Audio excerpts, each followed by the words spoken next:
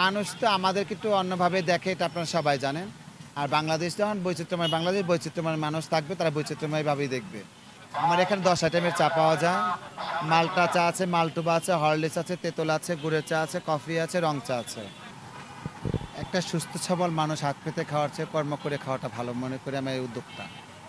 আমি দীর্ঘদিন ভার্সিটিতে কালেকশন করে খেয়েছি এবং দেশে দুইবার মানে কি বলবো মহামারী হয়েছিল বলা চলে।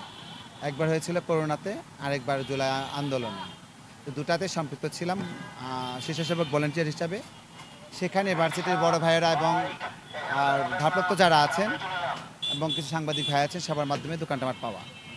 আমি জানি না দোকানটা এখন আমাদের কাগজ দেয় নাই, 2 মাস পর কাগজ দেওয়ার কথা ছিল। অলরেডি 9 মাস হয়ে গেছে দোকান পেয়েছি। কবে যে সিটি কর্পোরেশন এসে বলে এটা অবৈধ জায়গা উঠে দেন, আবার তাহলে আমাকে রাস্তা নামতে হবে।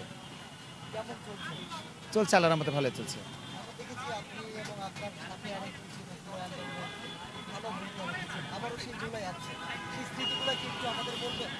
না, সেই স্মৃতিগুলো বলতে গেলে সেটা লম্বা ইতিহাস, সেটা ভোলার মতো নয়। কারণ হচ্ছে যে চলে যায় দুনিয়া থেকে সে কখনো ফিরে আসে না। তখনকার যে পরিস্থিতিটা ছিল বা তখনকার যেটা দেখেছিলাম বা করেছিলাম, আমি চাই না কখনো আর এরকম হোক দেশে। আমি একবার দেখেছিলাম 2007 সালে লোকগা বৈঠা যে ওটা হয়েছিল, তার চেয়ে ভয়াবহ এটা। তখন তো কোনো একটা দলের উপরে অ্যাটাক হয়েছিল, আর এখন তো পুরো বাংলাদেশের উপরে অ্যাটাক বলা চলে। কে আওয়ামী লীগ, কে বিএনপি, কে জামাত, সেটা কিন্তু কেউ দেখেনি। গয়রহ। তো যেরকম আওয়ামী লীগের লোক মারা গেছে, সেরকম বিএনপির লোক মারা গেছে, তেমন জামাতের লোক মারা গেছে, সাধারণ পাবলিক মারা গেছে। আমার চোখের সামনে অনেক ক্লাস দেখেছি আমি। মর্মান্তিক ঘটনা ঘটে 17 তারিখ থেকে শুরু হয়। 17 তারিখ ছিল আপনার বুধবার, বৃহস্পতিবার দিন ছিল 18 তারিখ, 19 তারিখ থেকে ছিল শুক্রবার। এই 3 দিন যে মর্মান্তিক যে মানুষগুলো মারা গেছে, বা কি বলবো আপনাকে, যে পরিমাণ রক্তক্ষরণ হয়েছে, এটা বাংলাদেশের মানুষ ভুলে গেছে। কেন ভুলে গেছে? তারা কাছ থেকে দেখে নাই, আমরা কাছ থেকে দেখেছি। তখন সেখানে কোনো মিডিয়া ছিল না, আমরা ছিলাম। আমি সহ আমার গুরুমা সহ আমরা 6 জন হিজড়া ছিলাম, এবং কিছু ভার্সিটির কিছু ভাইরা ছিল।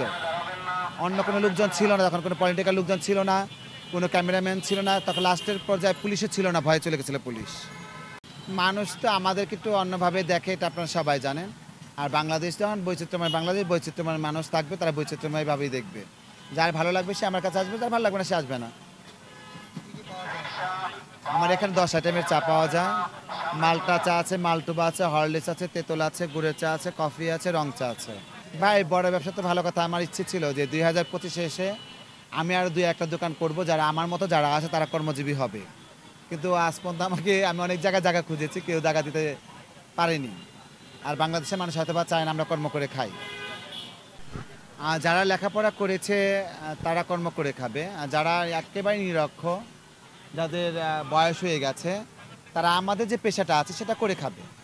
যদি গুরুমারা সহযোগিতা করে বা তাদের ইচ্ছা থাকে যে না আমার কমিটির লোক উন্নয়ন হচ্ছে, আমার উন্নয়ন হচ্ছে, তাহলে অবশ্যই আমি মনে করি যারা শিক্ষিত আছে বা যারা কাজ করার ইচ্ছুক আছে বা আগ্রহ আছে, তাদের কাজ করার জন্য সুযোগ করে দেওয়া হোক।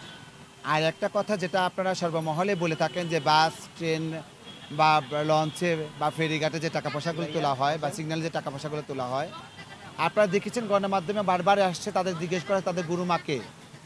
যখন তারা আইডেন্টিফাই করতে পারে তাদের গুরুমাকে, তা আমরা মনে করি না তারা আমার মতো আমার কালচারের একজন।